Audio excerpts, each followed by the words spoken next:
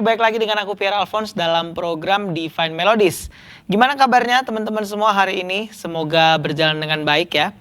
Dan ya seperti biasa dalam program Divine Melodies kita akan mendengarkan dan menyaksikan lagu-lagu himne, lagu-lagu rohani, karya banyak anak berbakat, bahkan lagu-lagu juga yang tercatat dalam buku Nama Yesus Terus Bersuara, ya kan?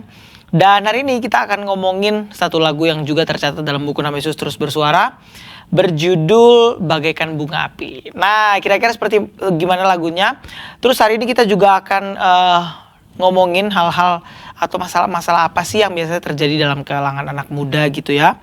Terus nanti kita akan belajar juga sama-sama untuk bermain gitar, untuk lagu-lagu pujian yang umumnya dibawakan di gereja-gereja atau dalam persekutuan teman-teman semua. Nah, kira-kira gimana? Ikutin terus dalam program Divine Melodies.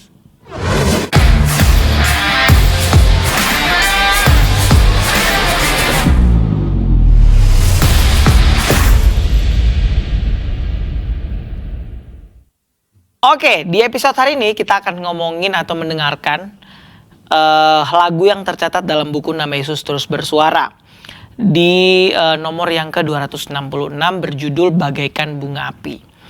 Nah, covernya seperti apa, lagunya seperti apa, teman-teman bisa dengerin di cover berikut ini. Dan habis itu kita akan juga ngomongin tentang refleksi apa sih yang bisa kita tarik dari lagu pujian ini. Selamat mendengarkan.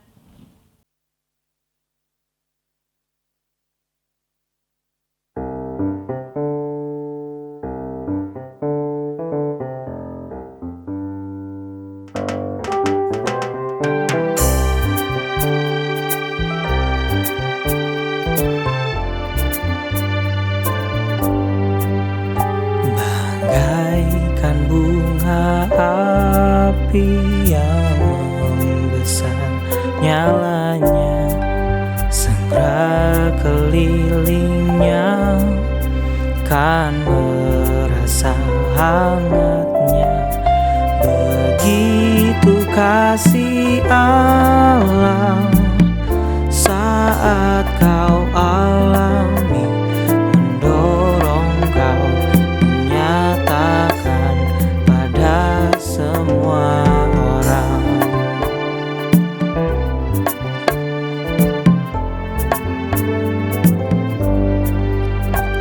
Betapa indahnya saat pohon bersemi, burung berkicauan,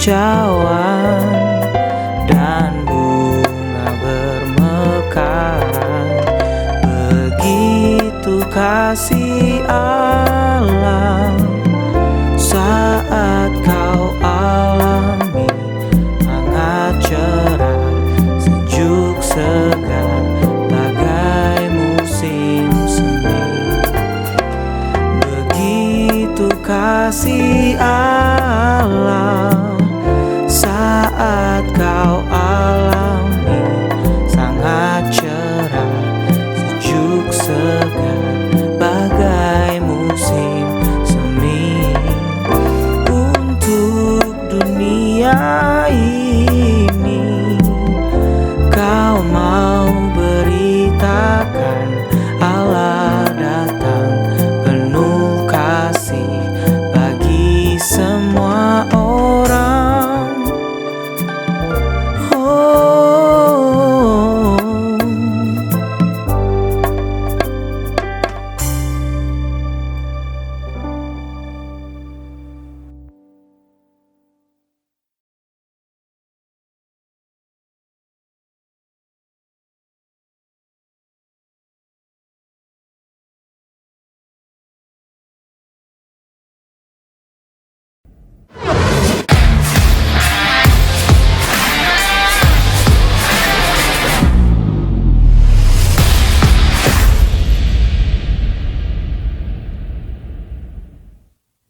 Ini TB nomor 266 Bagaikan Bunga Api, baru aja teman-teman semua dengerin. Dan lagunya ringan, lagunya enak. Dan tadi sudah didengarkan juga gimana lagunya seperti apa. Dan kira-kira refleksi apa sih yang bisa kita tarik gitu ya dari lagu Bunga Api ini. Nah, kira-kira Lagu Bagaikan Bunga Api ini mengandung pesan moral dan spiritual yang mendalam tentang cinta, kasih Allah, dan tanggung jawab untuk menyebarkan pesan itu kepada orang lain. Jadi kita sebagai orang-orang yang sudah menikmati kasih dan cinta Allah, bahkan berkat Tuhan dalam hidup kita tiap-tiap hari, sekarang gimana peran kita untuk memberitakan hal yang sama tentang kebaikan Tuhan kepada orang lain juga. Nah, ada beberapa makna dan pesan yang bisa kita ambil dari lirik lagu tersebut. Yang pertama, kita akan merasakan hangatnya begitu kasih Allah yang hangat ya. Sampai belibet muter-muter ya. Kita akan merasakan kasih Allah yang begitu hangat. Nah, lirik lagu ini menggambarkan Allah sebagai sumber kasih dan cinta yang hangat. Seperti bunga api yang membesar dan memberikan hangatnya kepada sekitarnya. Nah, begitu juga dengan kasih Allah yang dapat dirasakan dan dibagikan juga kepada orang lain tentunya. Dan yang kedua, indahnya saat pohon bersemi ya. Di bait yang kedua. Nah, lirik ini juga menggambarkan keindahan dalam kehidupan di sekitar kita ketika pohon bersemi, kemudian ada burung-burung gitu ya, suara-suara burung berkicau, kemudian bunga-bunga yang mekar gitu ya. Pokoknya sesuatu yang memanjakan mata kita. Ini juga bisa diartikan sebagai perumpamaan tentang berkat-berkat yang Tuhan berikan di dalam kehidupan kita setiap hari. Mungkin kita membayangkan bahwa berkat Tuhan itu umumnya orang mengidentikan berkat Tuhan itu dengan uang gitu ya atau sesuatu. Tapi sebenarnya banyak hal dalam alam ini yang Tuhan ciptakan untuk kita nikmati juga. Nah, lalu yang ketiga yang bisa kita tarik adalah kalimat untuk dunia ini ku mau beritakan bahwa Allah datang penuh kasih bagi semua orang. Di bagian refnya ya. Salah satu pesan utama dari lagu ini adalah tanggung jawab kita untuk menyebarkan tentang kasih Allah kepada semua orang. Ketika kita sudah mengalami cinta dan kasih Allah, kita diharapkan untuk juga berbagi pengalaman tersebut kepada orang lain, untuk menyatakan kasih dan kabar baiknya bagi dunia ini. Jadi jangan kamu nikmatin sendiri, jangan disimpan sendiri. Kebaikan Tuhan, kemurahan Tuhan, kasih setia Tuhan harus kita bagikan juga untuk semua orang di sekitar kita. Wow, luar biasa banget ya. Semoga lagu ini memberkati kita semua yang mendengarkan, bahkan juga mengingatkan kita lagi bahwa kebaikan Tuhan, kasih setia Tuhan harus juga kita bagikan untuk semua orang di sekitar kita, siapapun dia. Oke, kita habis ini bakal ngomongin topik-topik atau hal-hal apa sih yang menjadi permasalahan di kalangan anak muda zaman sekarang, bahkan mungkin terjadi juga hal ini di kalangan anak muda gereja, yaitu tentang bullying. Wow. Kira-kira seperti apa? Stay tune terus on your DM, Divine Melodies.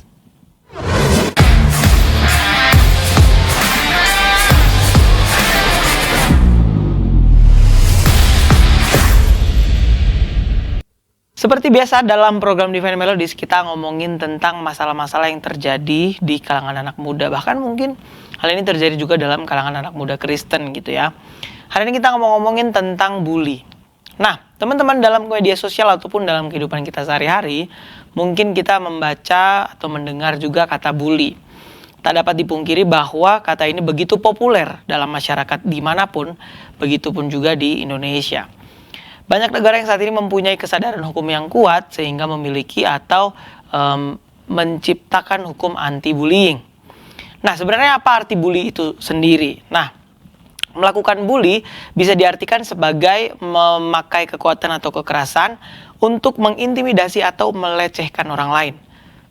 Orang yang suka membuli adalah orang yang suka mencari mangsa-mangsa yang dianggap lebih lemah, bahkan mengancam mereka untuk dicelakai atau dilecehkan gitu ya, atau bahkan benar-benar mencelakai atau melecehkan mereka agar maksud mereka tercapai.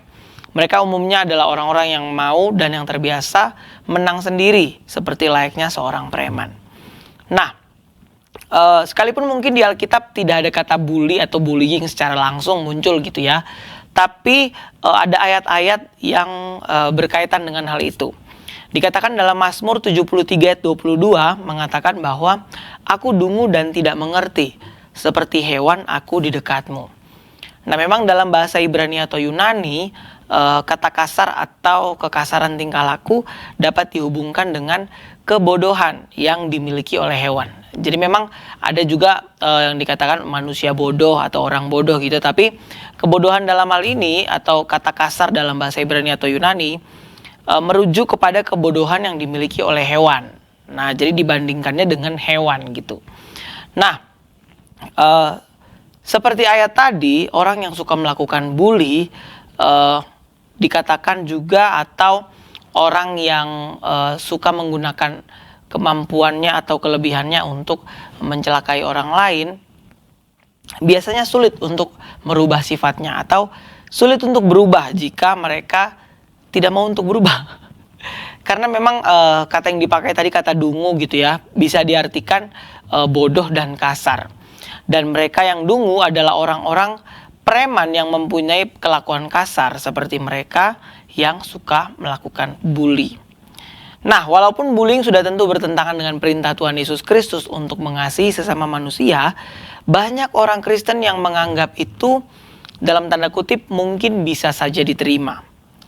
Misalnya, aku kasih contoh seorang suami atau majikan yang jika marah sering membuat orang lain ketakutan. Nah, selain itu ada juga yang memandang pemimpin yang bisa membuli adalah orang yang macho atau benar-benar jantan. Nah, konsep-konsep pemikiran seperti ini aku rasa ya kurang tepat gitu ya, karena semarah-marahnya kita, seemosi-emosinya kita, jangan sampai itu atau kata-kata kita atau perlakuan kita sampai mencelakai orang lain atau melecehkan orang lain. No, tidak boleh. Marah itu harus yang berhikmat, yang bijak, yang dewasa. Asik deh. Jadi bukan berarti ketika kita marah kita bisa seenaknya langsung melakukan apapun. Apalagi ketika kita merasa kita punya jabatan di atas orang yang mungkin kita marahi gitu. No, tidak boleh sama sekali teman-teman. Nah, ada berbagai istilah bullying yang perlu teman-teman semua ketahui. Antaranya yang pertama adalah intimidasi secara fisik, adalah bullying dalam bentuk kekerasan badani atau kekerasan fisik ya. Seperti mungkin mendorong, memukul, bahkan melukai dan meludahi. Waduh, jangan sampai deh. Meludahi itu, aduh, sudah parah banget lah aku rasa ya. Sudah sangat-sangat tidak etis. Kemudian yang kedua ada intimidasi secara emosional, yaitu bullying yang melibatkan faktor-faktor lain selain interaksi fisik atau kontak langsung badan gitu ya, seperti mungkin penghinaan atau komentar yang menghina atau memberi nama panggilan yang tidak pantas gitu ya, membodoh-bodohkan dan mengolok-olok. Membodoh-bodohkan itu artinya ngata-ngatain bodoh gitu ya. Nah, itu hal yang tidak tepat teman-teman, bahkan bisa termasuk dalam bullying. Yang ketiga adalah intimidasi individu. Nah, intimidasi individu adalah bullying yang dilakukan perorangan dan bisa terjadi baik secara langsung maupun secara online. Nah, intimidasi individu juga bisa dilakukan dengan cara intimidasi fisik atau intimidasi emosional. Jadi yang ketiga ini orangnya ya, lebih ke pribadinya. Bisa dilakukan secara langsung lewat kontak fisik, lewat perkataan, intimidasi emosional, bisa juga secara online gitu ya, di media sosial biasanya. Nah, yang keempat ini intimidasi kelompok, adalah bullying yang dilakukan beramai-ramai terhadap seseorang. Jadi kalau yang tadi mungkin secara personal gitu ya, satu dengan satu. Kalau yang intimidasi kelompok ini banyak orang untuk mengintimidasi satu orang. Bisa juga dilakukan secara fisik atau intimidasi emosional juga, seperti intimidasi individu. Kemudian yang kelima, intimidasi sosial, sering terjadi dalam masyarakat secara tersembunyi karena kurang terlihat. Ini bisa dilakukan misalnya dengan cara merampas hak orang lain, bisa dengan merampas harta, merampas jabatan, merampas anak dengan tindakan paksa. Nah, teman-teman, apa kata Alkitab tentang hal ini? Dalam Matius 5 ayat 22 memberi sebuah gambaran. Berbunyi demikian, "Tetapi aku berkata kepadamu, setiap orang yang marah terhadap saudaranya harus dihukum. Siapa yang berkata kepada saudaranya kafir harus dihadapkan ke mahkamah agama. Dan siapa yang berkata jahil harus diserahkan ke dalam neraka yang menyala-nyala." Nah, artinya dalam hal ini kita melihat bahwa Tuhan Yesus membenci berbagai bentuk bullying sekecil apapun. Karena itu sebagai orang Kristen, sebagai orang yang mengenal Tuhan, kita harus ikut berusaha bersama dengan masyarakat umum, dengan badan-badan gerejawi, bahkan dengan aparat hukum dan pemerintah untuk menghilangkan praktek-praktek bullying dari kehidupan masyarakat. Karena itu adalah bagian panggilan kita untuk mengasihi sesama manusia. Dan memang kita harus ingat terus bahwa perintah yang utama adalah mengasihi Tuhan tentunya ya. Lalu yang kedua adalah kasihi sesamamu manusia seperti dirimu sendiri. Artinya kamu nggak pengen dibully orang lain kan? Kamu nggak pengen orang lain memperlakukan kamu seperti itu, maka jangan buat seperti itu untuk orang lain, teman-teman. Karena di dalam kehidupan kita ada yang namanya hukum tabur tuai gitu ya. Apa yang kamu tabur itu juga yang akan kamu tuai. Jadi kalau kamu hari ini berbuat jahat dan mungkin masih kamu biasa-biasa aja, pada waktu tertentu mungkin kamu mengalami kejahatan dari orang lain, atau bahkan mungkin anak kamu, atau bahkan sampai cucu kamu. Kalau kamu tidak bertobat, hati-hati teman-teman. Jadi benar-benar kita harus mengasihi semua orang. Sekalipun kita merasa diri kita hebat, kita merasa kuat, kita punya jabatan, kita punya sesuatu yang bisa membuat diri kita berbangga gitu ya. Itu seharusnya tidak menjadi alasan untuk kita membuli orang lain lewat perlakuan kita secara fisik atau bahkan lewat perkataan kita. Jadi kita tetap harus jadi berkat dimanapun kita berada lewat perkataan, perbuatan yang bisa kita lakukan. Oke, dalam banget ya hari ini aku rasa temanya bullying gitu ya. Mungkin tanpa sadar saat ini teman-teman ada dalam lingkungan pergaulan yang bisa dibilang toksik ya. Bullying itu kan toksik juga ya termasuk. Nah kita harus hati-hati teman-teman memilih teman bergaul.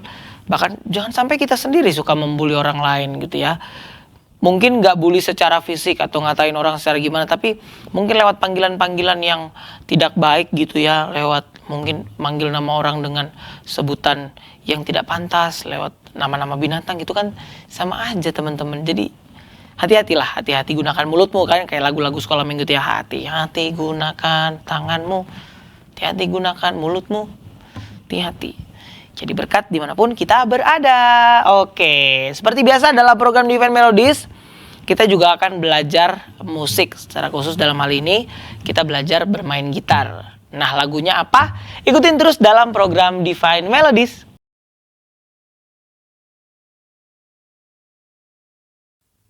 Oke, hari ini kita akan belajar lagi main gitar.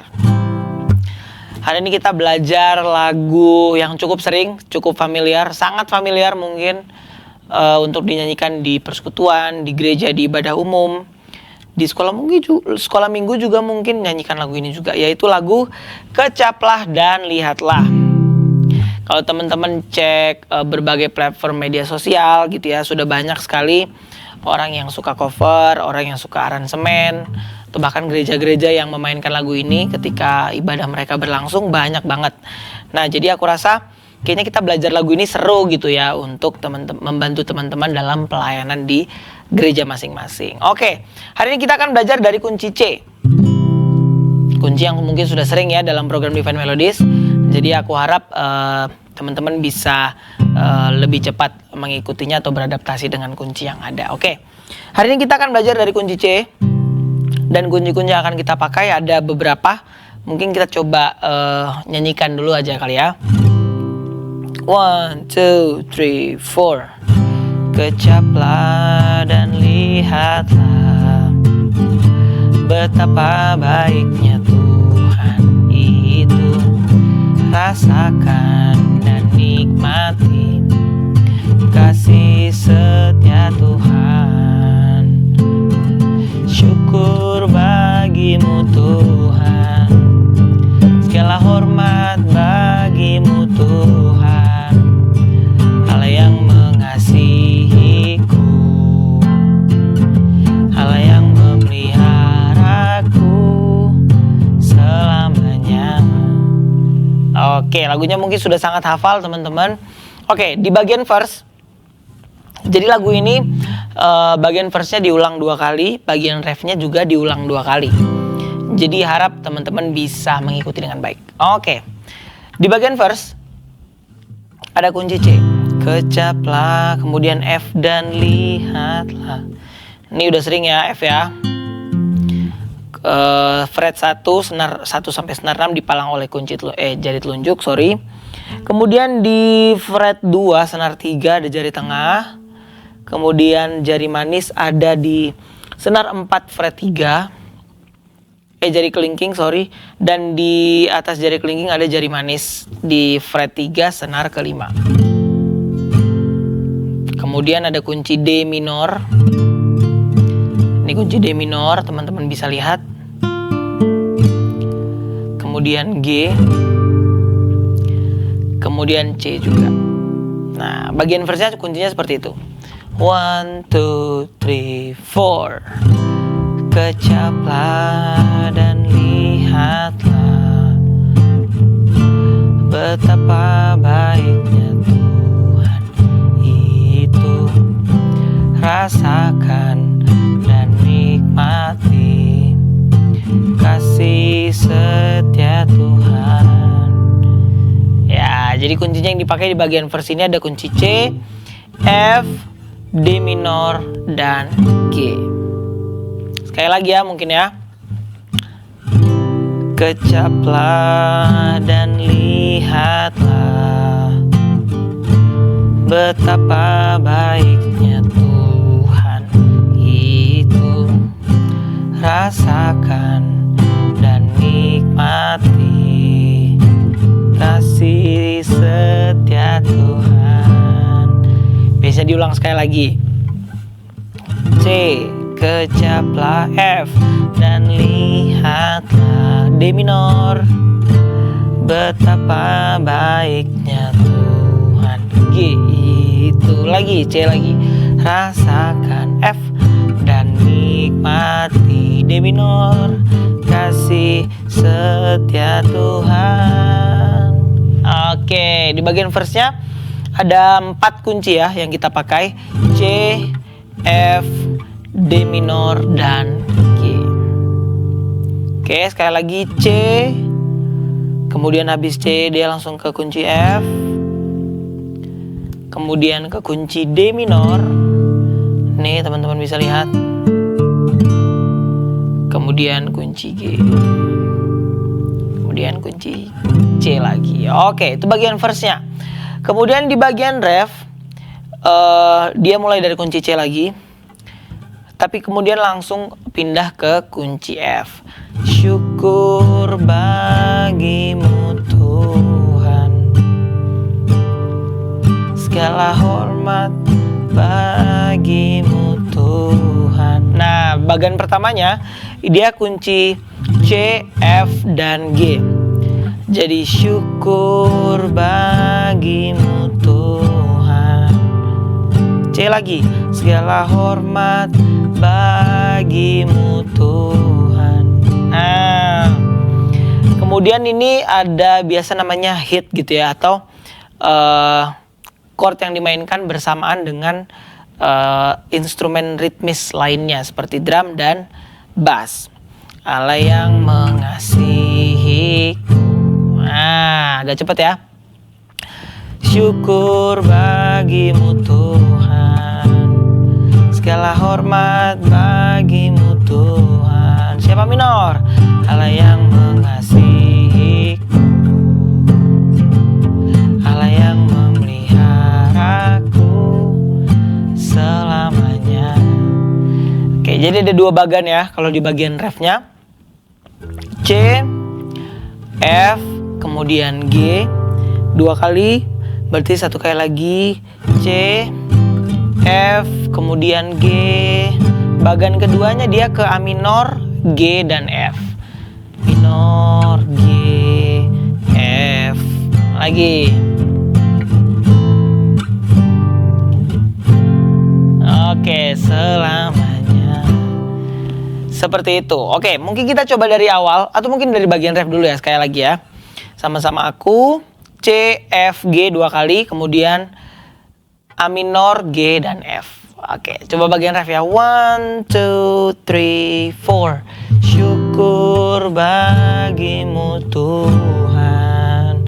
C, F, G. Segala hormat bagimu Tuhan. Nah, ini bagian keduanya A minor, betul. Allah yang mengasihiku. Lagi, sekali lagi. Allah yang memeliharaku selamanya. Oke, lagunya sederhana ya. Tapi biasanya dalam gereja-gereja tertentu aransemen musiknya biasanya lebih R&B, lebih yang rancak gitu ya. Biasa mungkin funk juga bisa. Mungkin kita coba sekali lagi dari awal ya, sambil teman-teman mengingat progresi chordnya atau perpindahan chordnya. Dari bagian first, 1, 2, 3, 4 C. Kecaplah dan lihatlah, 4 kunci ya, D minor.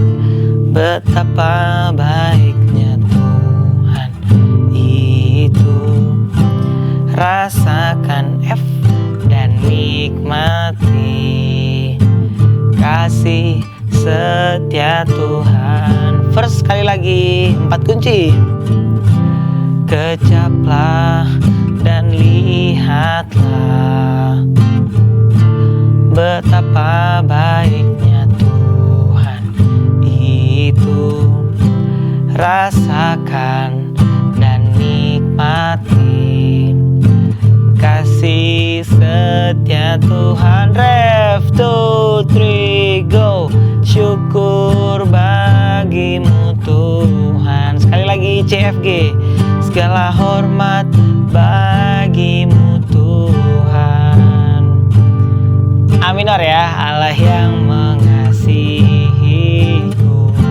Sekali lagi, Allah yang memeliharaku. Ref sekali lagi dong. Syukur bagimu Tuhan. Lagi, segala hormat bagimu Tuhan. A minor FG, Allah yang mengasihiku. Kebalik, A minor GF, sorry. Allah yang memeliharaku selamanya. Mantap, lagunya mungkin sederhana ya. Jadi yang perlu dihafal adalah di bagian verse itu perpindahannya menggunakan 4 buah chord. Kemudian di bagian refnya ada perpindahan atau 2 bagian lagu, 2 bagian ref. Yang pertama progresinya C, F, G 2 kali. Kemudian yang kedua A minor, G, F 2 kali juga. Nah, mungkin itu teman-teman bisa catat untuk mengingat-ingat sehingga ketika nanti pelayanan, oh kesini yang pertama 4, yang kedua 3 kali pindah chord, 2 kali pindah chord, 2 kali putaran. Oke, coba kita sama-sama mungkin dengan tempo yang agak sedikit lebih cepat. Jadi teman-teman bisa sambil melatih ritmik gitarnya. Oke, 4/4 ya. 1, 2, 3, 4. Kecaplah dan lihatlah betapa baiknya Tuhan itu. Lagi, rasakan dan nikmati kasih setia Tuhan. First sekali lagi. Kecaplah dan lihatlah betapa baiknya Tuhan itu, rasakan dan nikmati kasih setia Tuhan. Ref, C, F, G. Syukur bagimu Tuhan. Mantap, lagi. Segala hormat bagimu Tuhan. A minor ya, Allah yang mengasihiku, Allah yang memeliharaku. Ref sekali lagi. Syukur bagimu Tuhan. Segala hormat bagimu Tuhan. Allah yang mengasihiku, Allah yang memeliharaku selamanya. Selamanya. Yeay, mantap semuanya. Oke, kita sudah belajar hari ini dengan lagu Kecaplah dan Lihatlah ya. Harap lewat tutorial yang sederhana ini bisa menolong dan membantu teman-teman yang mungkin rindu untuk bergabung dalam pelayanan di persekutuan di gereja teman-teman masing-masing. Oke, semoga tutorialnya menjadi berkat. Dan senang banget rasanya hari ini kita bisa ketemu lagi dalam program Divine Melodies ya. Tadi kita sudah mendengarkan dan merefleksikan dari lagu Bagaikan Bunga Api yang tercatat dalam buku Nama Yesus Terus Bersuara nomor 266 ya. Kemudian kita sudah ngomongin juga tentang bullying tadi, bahwa Bullying adalah hal-hal yang sangat tidak pantas untuk dilakukan oleh orang yang bilang dia mengasihi Tuhan. Karena Tuhan bilang, kasihilah sesama manusia seperti dirimu sendiri. Jadi memang kita harus mengasihi siapapun dalam keberadaan apapunnya mereka. Oke, kemudian kita juga sudah belajar tadi lagu Kecaplah dan Lihatlah, ya kan? Semoga semua perjumpaan kita di hari ini menjadi berkat untuk teman-teman semua. Dan tutorialnya juga bisa menolong dan membantu teman-teman untuk pelayanan-pelayanan yang akan dipercayakan nanti. Oke, don't forget to stay tune on your DM karena kita bakal terus jumpa dalam program Divine Melodies ini. Aku bakal hadir dengan lagu-lagu Nama Yesus Terus Bersuara, kemudian lagu-lagu rohani lain karya anak-anak muda yang sangat berbakat. Kemudian kita akan masih ngomongin banyak hal tentang masalah-masalah apa sih yang terjadi dalam kalangan anak muda saat ini. Kemudian kita juga akan belajar banyak lagu lagi. So don't forget to check your DM Divine Melodies. Sampai jumpa di episode berikutnya.